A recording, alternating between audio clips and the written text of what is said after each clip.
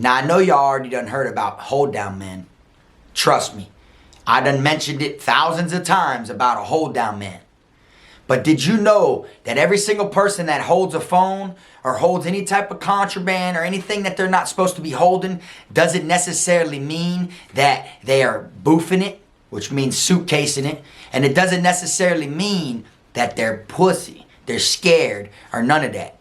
You got some hold down men that are undercover that just want to act like they'll hold it just so they can get from you what they want. Haha, I'm the best. Finna be this way till I EOS. Take it how you want, nigga. Yeah, I'm a pro. Fuck around, I'll bust your lot while you're at Vizzo. I hate to be this way, but I live for the moment. Waking up every day, show me an opponent. Shanks on deck, hitting bitch with locks. So much pool, I can even start you from the box. You don't wanna pay rent, got me bent. Got lax on deck, your money was well spent. Vultures on the prowl, so don't try testing. Step 2 comes violent, first steps finessing. You a hold down man? Suitcase this, my cell phone and my charger don't walk with a limp. Get it knocked off or missing, you gon' get it. Next time I see your ass, you gon' leave airlifted.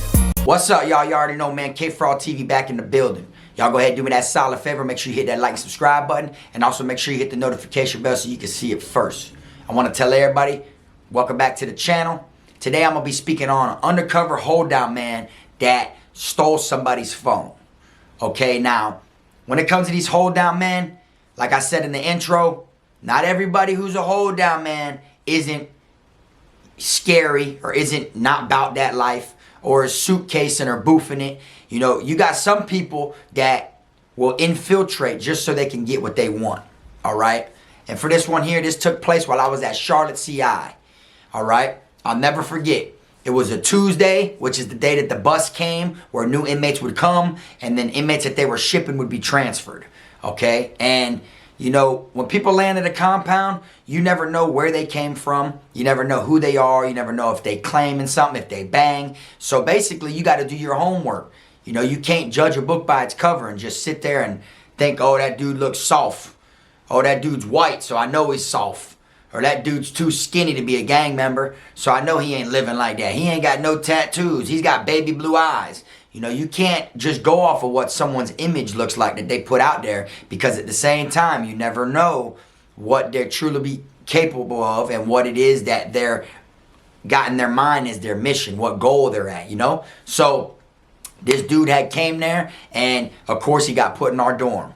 When he first came in our dorm, you know, everybody's, you know, looking at him, they observing him, you know, trying to see if he carries himself like a gang member or if he carries himself like someone that would, you know, put that iron in somebody or anything like that.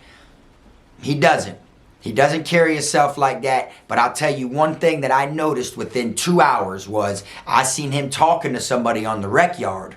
And the person he was talking to on the rec yard, you know, was a heavy affiliated, you know what I'm saying? He was up in rank in the gang that he was in.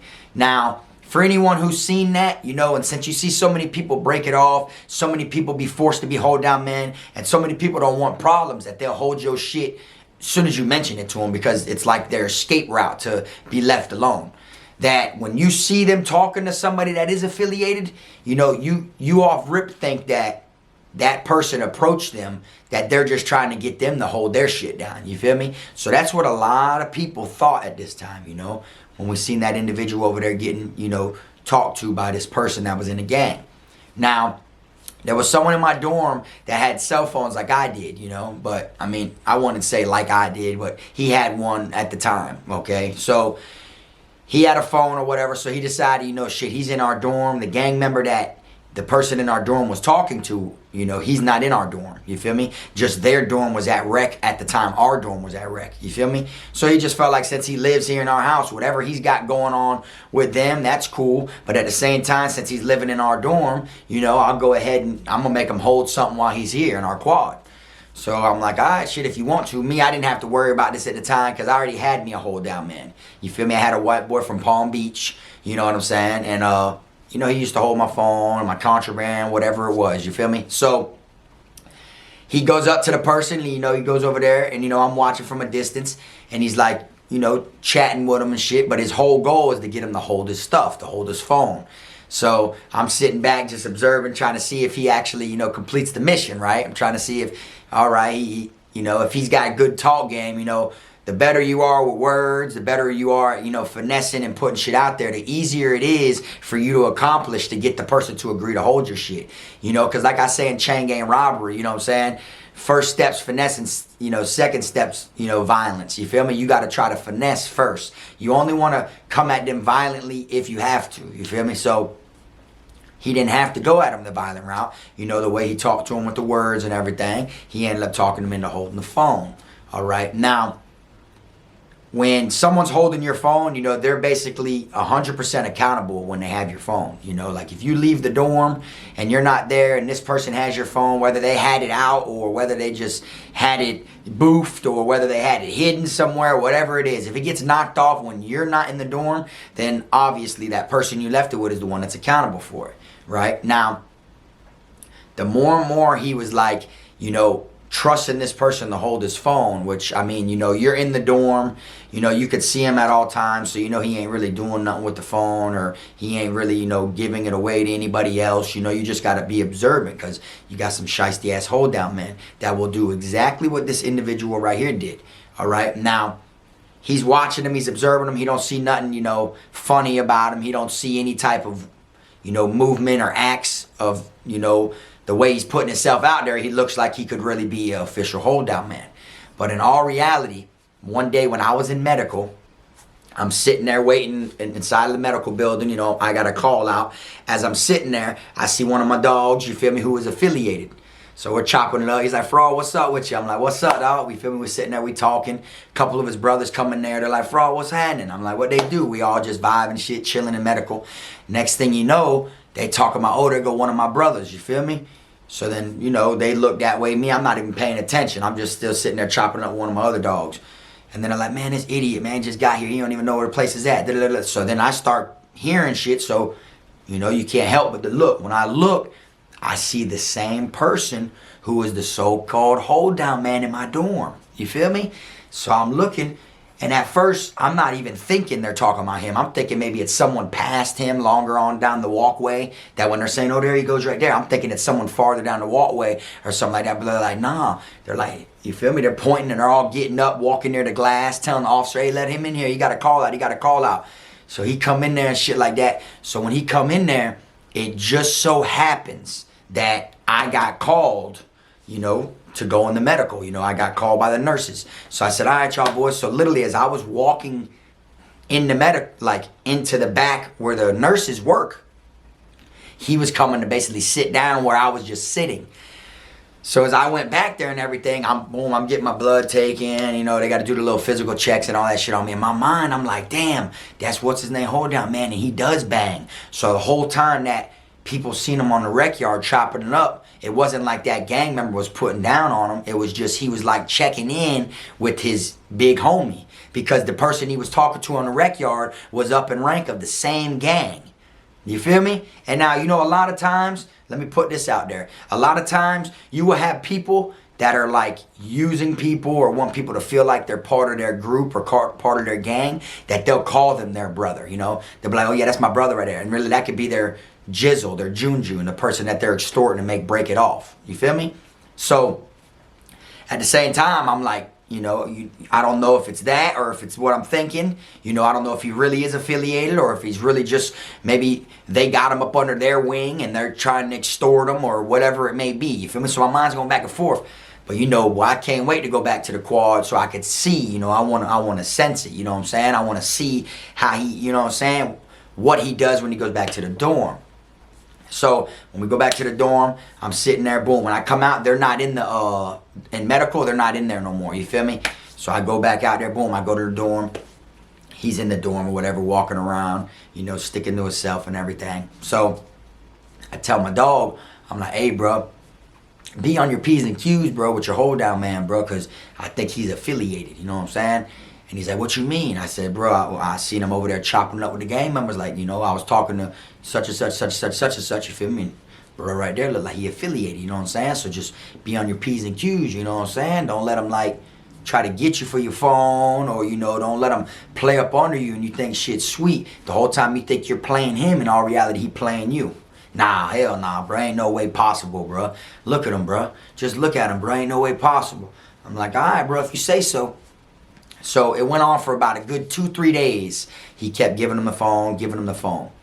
The whole time that he was giving him the phone, he was bringing that shit with him. When he'd say he had it hidden in the dorm, he said he knew the perfect spot to hide it. He was bringing that shit with him to another damn dorm, and he was trying to get someone to crack the phone for him. You know, when there's a lock on there, you can't get in unless you know the code. Well, there's actual inmates in prison that know how to crack phones. You know, they can literally take the phone you bring them, and they'll literally crack into it and everything to where it's not locked no more. Now you can use it, or you can reactivate it some other way, or however you need to do it, you'll be able to now. So he was literally low-key getting that in rotation to do that. And the only way we knew that is because after everything went down, when everything, you know, finally came to the light, everything came to the light. So basically, when we was in the dorm chilling, he went up to him and he was like, hey, where my phone at? You feel me? The dude I knew that had the phone, he went up to the hold down man and was like, hey, bro, where my phone at? And he only did that because a couple of his brothers, the gang's brothers, came in and they were all talking to him. There was like 2 dudes sitting in his bunk just vibing. Next thing you know, he's smoking tunchi and tobacco with his brothers. You know, he's acting totally different now to some other people around. You feel me? So I tapped person whose phone it was. I said, I told you, boy. I told you, bro, he affiliated, bro. You could just tell, you feel me? So then next thing you know, he's like, hell nah. So he goes up to him and he tried to like put word down, like, hey, bro, where my phone at? You feel me? And then the whole damn man was smoking. He's like, man, I don't know what you're talking about, man. Get the fuck away from my bunk, bro. And he's like, what? Hey, bro, you ain't hear me, bro? Where my phone at, bro? Like that. And he's like, man, you heard me, bro. Get away from my bunk. And he upped the knife on the dude that I knew that had the phone. You feel me? So now he upped the knife on him, and I done turned it a bunch of other shit. But what do you think the other dudes did that was sitting there with him? They were like, what's up, bro? You got a problem with my brother? They all get involved and everything. So then the dude I knew about the phone, he walk off all hot. He like, all right, say no more. So he come back. He stayed 2 bunks over from where I stayed at.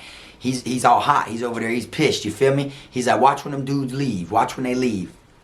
Next thing you know, that person, he ends up violating, which means like going somewhere you're not supposed to go. When they popped the door, him and his brothers went out and went to mob the pound or whatever. So, you know, the dude that had the phone in the dorm with me, he was talking all this shit, like what he's gonna do to him when he comes back, blah, blah, blah, blah, blah.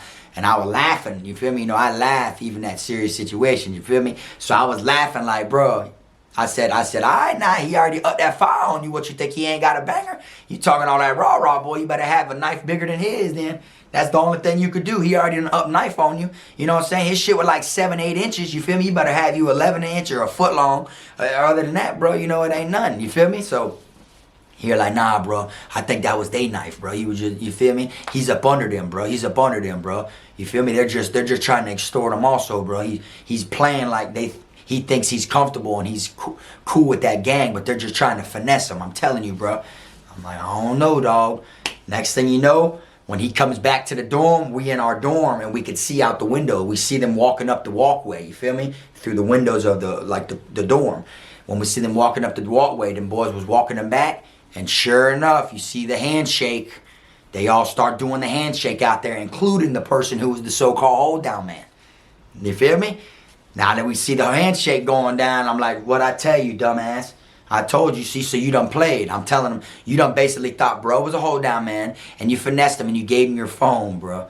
I said, so now you're going to have to rock out. If it was me, I'd rock out, bro. That's all I was telling him. Like, straight up, if it was me, bitch, I'd rock out. Once he comes in here, bro, I don't give him time to talk. I'd go right over there, because when you walk inside of the dorm, when you first walk in, when they open the door, you got like a little mini, I'd say 7-foot hallway, and it's got the prison phones on the wall, and then this is just a straight wall. So when you walk in, it's just a hallway.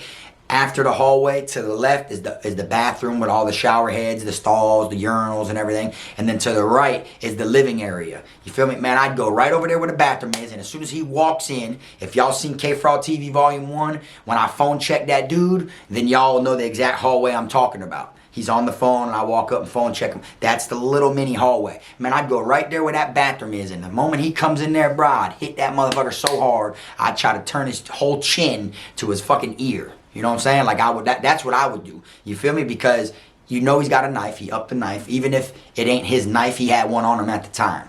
You know what I'm saying? So you gotta like act first. So I'm telling him, I'm like, bro, all this talking and shit you doing to me, bro, you killing time, bro. You might as well walk over there by the bathroom, wait for him to come in so you can take off on him and, you know, handle up, do what you gotta do. He like, nah, bro, I'm gonna do something else. I'm gonna do something else. I'm like, all right. So when he comes in, he walks up to him. He's like, hey, bro, so what that shit you was saying, bro, when your homeboys was in here?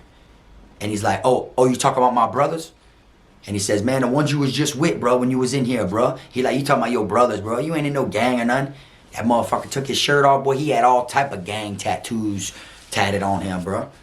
All type of gang tattoos and shit. Boy, that boy been affiliated for years. And you couldn't even tell. You know what I'm saying? Like, people weren't paying attention to him, you know?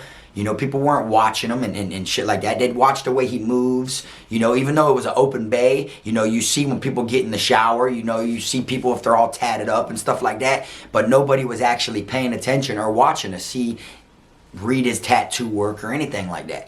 So kind of find out he really was affiliated. You feel me? So he told him, oh, so what you think you banging now because you got some friends? And he was like, man, I been in this shit. You tripping. He like, that phone you gave me, man, that shit took. He like, what, you thought I was a hold down man? He like, man, you got robbed, bro. There's nothing you could do about it, bro. And then he's like, shit, at least I ain't steal that shit. I told you straight up, you feel me? That shit took.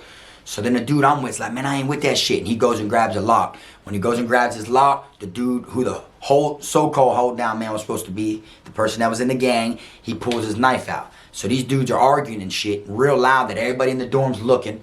You feel me? And it's bad when things like this happen because now you're causing attention. You feel me? Like, y'all could have been fought. Y'all could have been gritted. Y'all could have been poked each other up, hit each other with locks, whatever it was. But the louder you get, the more chances of people looking and the more chances of the officer inside the bubble, the officer station, is going to be able to see. Because if he's just sitting there in his chair and you see 20 inmates all looking this way, you know, he can't help but what are they looking at? And then you see a dude with a knife, a dude with a lock, and they selling out shit like that, right? So the moment they go to screaming and all that shit, couple people, you know, get involved and start breaking up, this and that. And I go up to the damn person that had the phone at first, and I tell him, you're doing too much talking, bro.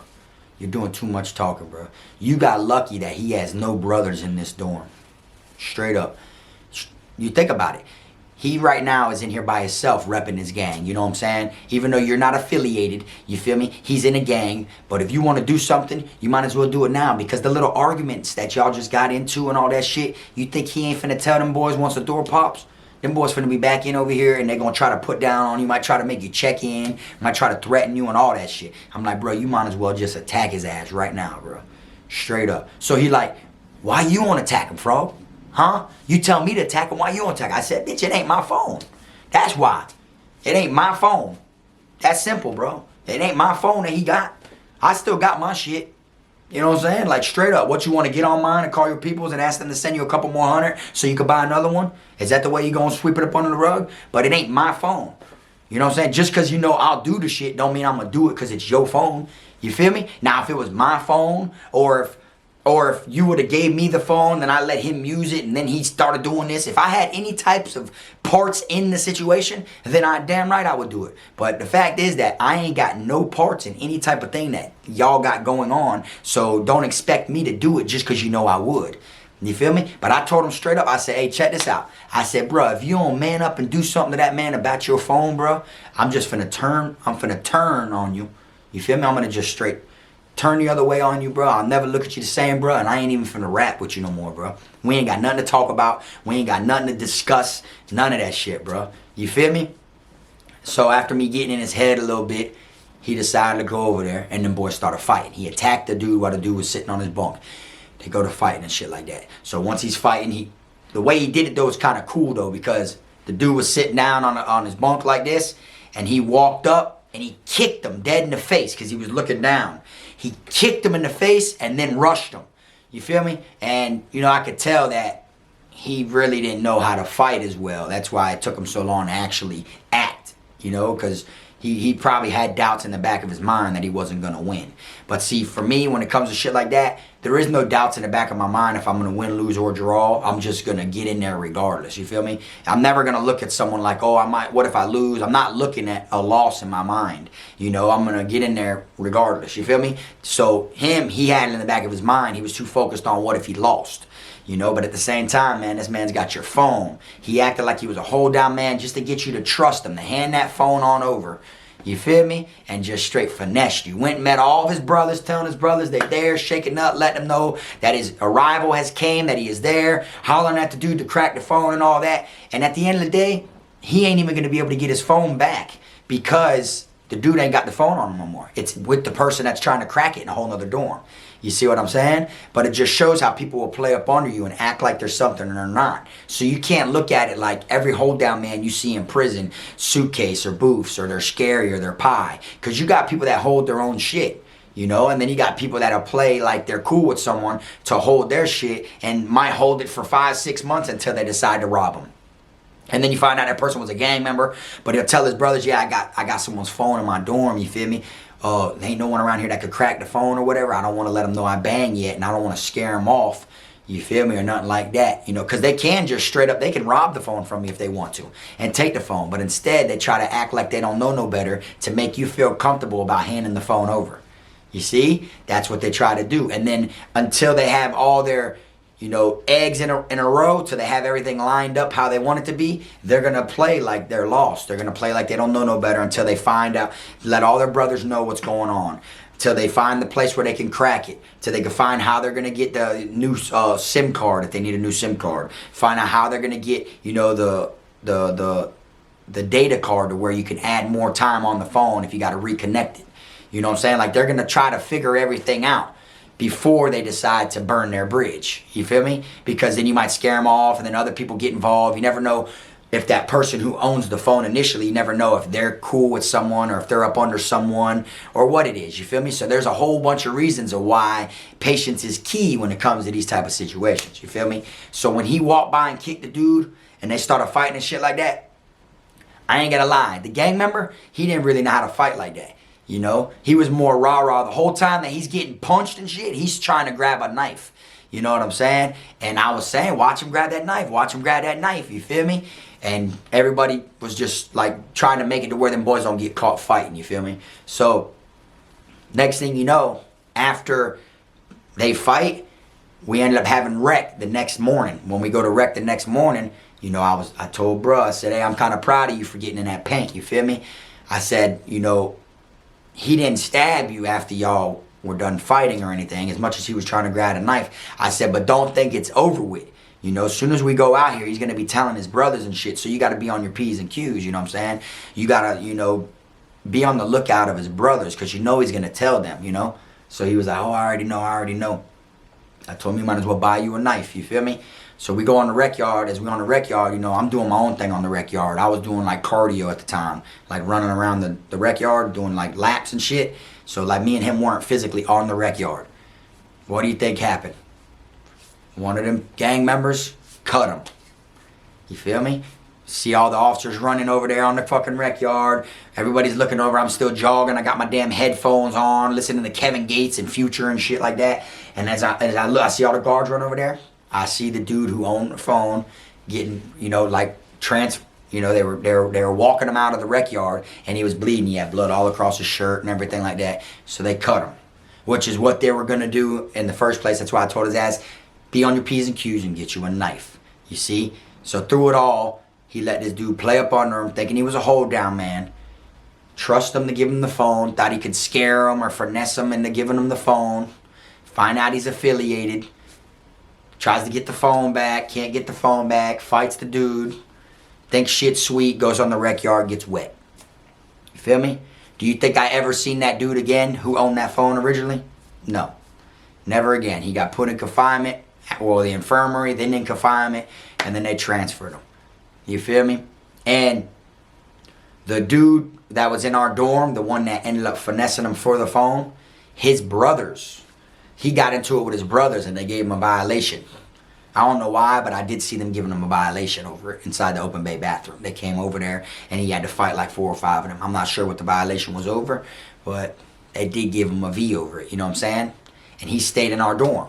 You know, now me, like I said, if it was my phone or if I had any parts to do with it, you know, I already knew he was a gang member. I would have probably tried to wet his ass up before he even got word to his brothers. You know what I'm saying? That's the best thing that I could think of at the time. You feel me? But if he would have just, you know, acted out, or if he would have, I mean, not acted out and just let him get away with the phone and all that shit, he would have never been respected. That gang would have walked all over him. That dude in the dorm would have been walking around with his chest out, like he put down, he took his shit, what you gonna do about it? You know, so he did basically what I told him to do, whoop him. You know what I'm saying? You gotta show him, bro, like, bitch, that's a phone. I'm not talking about $50, $60, which is still something that someone will try to take your life over in the chain gang. I'm talking about $600, $650 for a phone, y'all. You feel me? So you can't just let that shit slide like that, you know what I'm saying? But the moral of the story is, you got to be careful, because a lot of the hold down men, they're not all what people think of them. They're not all scary. They're not all people that suitcase, you know, and boof it. You know, they got hiding spots. You know, that same person might act like he don't know no better to you to get your phone from you. And then when you're not looking, he knows he's affiliated. His brothers can have someone else that they got up under them that's scary for real. And then he can finesse you for the phone, acting like he don't know no better, like he's not a gang member, and force the dude that his brother's done scared into holding the phone. So he can get it from you and have him holding it down. You see? In all reality, you think he's got it when you're not in the dorm, but now he's got this other dude that's holding it. You feel me? Just until it's time to where they feel like they want to take it. That's why you got to be careful. You never really know. And I told him from the get-go, you can't just judge a book by its cover, because someone will come in there looking pie, and next thing you know, they're not pie. Or someone will come in there all face tatted up, all neck muscles sticking out and shit, looking like they're a savage, like they're a gorilla, and you find out, oh, they're a check-in, they're a PC. They're not living like that. They're a cutter. They hurt themselves. They won't bust a grape. They just got all the tattoos that look cool, so when they go home on the streets, they can tell their homeboys, look how wet I got up the road. Look at all this ink I got on me. I got wet up, didn't I? I was getting tatted while I was gone. You feel me? So you gotta never judge a book by its cover, because that boy got robbed by an undercover hold down man. For real. But alright, y'all, I'm gonna wrap this video on up. I appreciate y'all tuning in and listening to the story. Y'all make sure y'all hit that like button on the way out if you ain't hit it on the way in. Stay tuned for the next one. Y'all already know, like I always say, make sure you keep them rats, squares, clowns, chomos, pedos, gunners, wannabe island boys, clout chasers, people with fake goals, all that shit out your circle. Until next time, it's the one and only Frog.